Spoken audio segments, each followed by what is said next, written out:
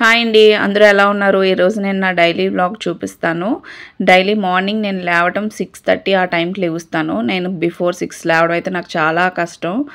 And 6:30కి లేచిన వెంటనే first కిచెన్లోకే వస్తాను. ఎందుకంటే వాళ్ళు 7:30కి మా పెద్దవాడు రెడీ అయిపోవాలి, లంచ్ కూడా రెడీ అయిపోవాలి.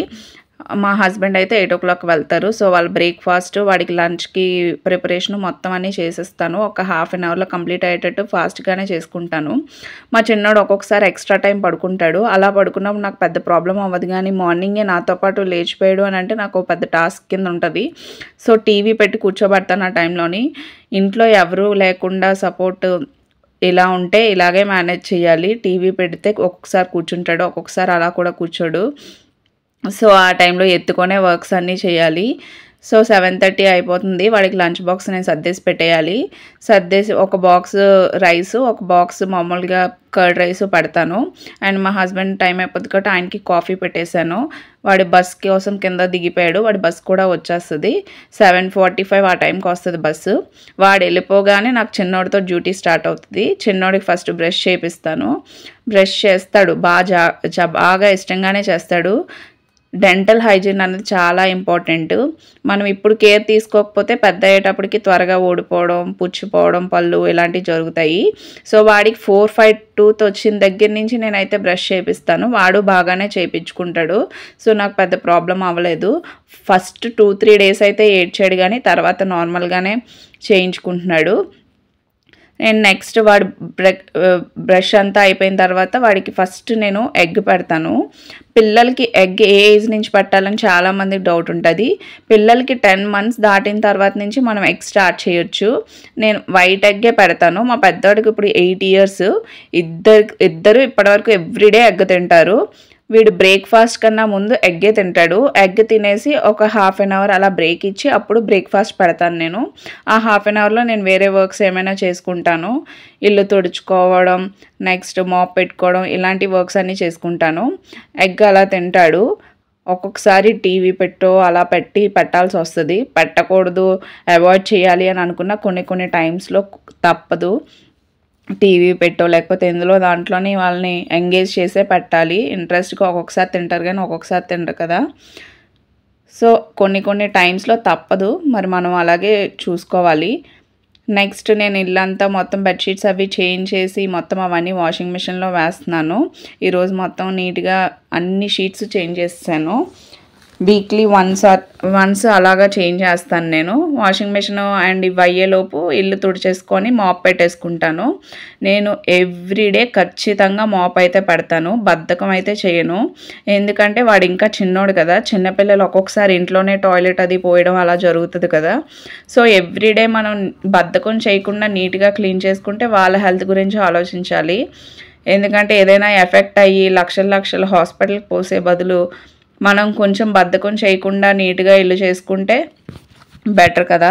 సో నేను యాక్చువల్గా అయితే ఇదివరకు మన చేత్తో స్టిక్ తీసుకొని దాన్ని ప్రెస్ చేసుకొని ఇలా చేస్తే మనకు మాప్ పెట్టడం కష్టంగానే అనిపిస్తుంది. స్పిన్ మాప్ యూజ్ చేస్తే మాత్రం కొంచెం కంఫర్టబుల్గానే ఉంటుంది. స్పిన్ మాప్ వల్ల మనకు పెద్ద ఎక్కువ కష్టంగా అనిపించదు పని. సో నేను ఎవ్రీడే పెట్టినా సరే నాకు పెద్ద అంత టైర్డ్నెస్ అయితే అనిపించదు. ఇన్ని పనులున్నా మెయిడ్ని పెట్టుకోవాలని నేను ఎందుకు అనుకోనంటే, నేను స్టార్టింగ్లో అయితే మెయిడ్ని పెట్టుకున్నాను. మా టైమింగ్స్కి అండ్ మెయిడ్ టైమింగ్స్కి మ్యాచ్ అవ్వకపోతే నాకు కొంచెం అంత హెక్టిక్ అయిపోయేది షెడ్యూల్. ఎందుకు ఈ తలపోటు అంతానా అని చెప్పేసి మెయిడ్ని తీసేసాను. ఇది వరకైతే నేను జాబ్ చేసేదాన్ని. సో ఆ టైంలో కూడా మెయిడ్ని పెట్టుకోలేదు, నేనే మేనేజ్ చేసుకునేదాన్ని. అండ్ నా పనంతా అయ్యి నేను స్నానం చేసి ఫ్రెష్ అప్ అయ్యి దండం పెట్టుకొని వచ్చేటప్పటికి 10:30-11 అయితే అవుతుంది. ఆ టైంలో నేను బ్రేక్ఫాస్ట్ చేస్తాను. సో బ్రేక్ఫాస్ట్ మార్నింగ్ ఉప్మా చేశాను కదా, అది తినేసాను. అండ్ మార్నింగ్ డిషెస్ అన్నీ అప్పుడు క్లీన్ చేసుకుంటాను. ఆఫ్టర్నూన్ మా వాడికి మామూలు లంచ్ చేసి పడుకోబెట్టేసాక మా పెద్దోడు వస్తాడు. వాడు వచ్చేటప్పటికి 3 అవుద్ది. వాడికి స్నాక్స్ కింద ఏ ఫ్రూట్స్ ఇస్తాను, మ్యాక్సిమం ఫ్రూట్స్ ఇస్తాను. ఆ తర్వాత నేను నైట్కి ఫుడ్ ఇప్పుడే ప్రిపేర్ చేసేసుకుంటాను. మా చిన్నోడు పడుకొని ఉంటాడు కదా, సో నాకు డిస్టర్బ్ అవ్వదు, ఈజీగా చేసుకోవచ్చు కాబట్టి ఈ టైంలో చేసుకుంటాను. అండ్ మా హస్బెండ్ వచ్చేసరికి 6:30 ఆ టైం అవుతుంది. ఆ టైం వరకు అయితే నేను మ్యాక్సిమం పనులన్నీ ఆ టైంలోపే ఫినిష్ చేసేసుకుంటాను. ఆయన వచ్చాక మ్యాక్సిమం ఆయనతో మాట్లాడటానికి, ఫ్యామిలీతో టైం స్పెండ్ చేయడానికే నేను చూసుకుంటాను. ఆ టైంలో పనులు చేసుకుంటూ ఉంటే మనకు దొరికే టైం కూడా దొరకదు అని నేను ఫస్ట్ నుంచి ఇదే ఫాలో అవుతాను. ఈరోజైతే నేను బీరకాయ కొబ్బరికూర కర్రీ చేస్తున్నాను. బీరకాయ కొబ్బరికూర కొంచెం టొమాటో వేసి చేస్తే చాలా టేస్టీగా ఉంటుంది. మీరు కూడా ఎప్పుడైనా ట్రై చేయండి. చాలా బాగుంటుంది. కొంచెం గరం మసాలా పౌడరు అది వేసుకొని చేస్తే చాలా బాగుంటుంది. ఈ టైంలోపు నాకు ఈ పని అంతా అయిపోయింది అని అంటే ఈవినింగ్ ఆయన ఆఫీస్ నుంచి వచ్చాక నేను జస్ట్ కూర్చొని మాట్లాడుకోవడం, పిల్లలతో ఆడుకోవడం ఈ రకంగా టైం స్పెండ్ చేస్తాము. సో బట్టలు అవి ఆరబెట్టాలి. ఇందాక బెడ్షీట్స్ వేసాను కదా, ఇప్పుడు ఈ బట్టలన్నీ తీయాలి. నేను ఇంట్లో ఎంత పని చేసినా సరే నాకు పెద్ద బాధ అనిపించదు, కానీ ఇల్లు తుడవటం, గంటలు గంటలు నుంచొని గిన్నెలు కడగడం వీటికి కష్టం అనిపించదు. కానీ నాకు ఈ బట్టలు మడత పెట్టడం అంటే ఇదో పెద్ద టాస్క్ కింద ఉంటుంది. అది కూర్చొని చేసే పని అయినా సరే ఎందుకో చేయబుద్ధి కాదు. మరి ఇదిగో బీరకాయ కొబ్బరి కర్రీ చెప్పాను కదా, చూడండి ఇలా ముద్దగా కర్రీ టైప్లో వస్తుంది, చాలా బాగుంటుంది. అండ్ మీన్వైల్ పక్కనే రైస్ కూడా పెట్టేసుకున్నాను నేను. రైస్ అండ్ కర్రీ ఒకసారి అయిపోద్ది. నాకు ఆల్మోస్ట్ ఒక 40 మినిట్స్లో మొత్తం ఫుడ్ అయితే ప్రిపేర్ అయిపోతుంది. అయిపోయిన తర్వాత మా పెద్దోడికి చదివించడానికి హోంవర్క్స్ అవి చూసి ఫాలో అప్ తీసుకుంటాను. ఇంకా అయిపోయి నైట్ కాసేపు స్పెండ్ చేసాక అందరిది డిన్నర్ అయిపోయాక నేను ఎవ్రీడే అయితే స్టవ్ క్లీన్ చేసుకుంటాను. స్టవ్ ఎవ్రీడే క్లీన్ చేస్తాను. ప్లాట్ఫామ్ కూడా ఎవ్రీడే క్లీన్ చేస్తాను. మనం ఇలా ఎవ్రీడే క్లీన్ చేసుకుంటే ఇది వరకు మాకు ఇంట్లో చిన్న చిన్న పురుగుల టైప్లో వచ్చేసేవి. అలా కిచెన్లో పురుగుల్లా వాలి డిషెస్ మీద వాటి మీద వాళ్తుంటే చిరాకుగా ఉండేది. నేను ఇది వరకు అయితే రెగ్యులర్ క్లీన్ చేసేదాన్ని కాదు, weekly once or twice clean చేసేదాన్ని.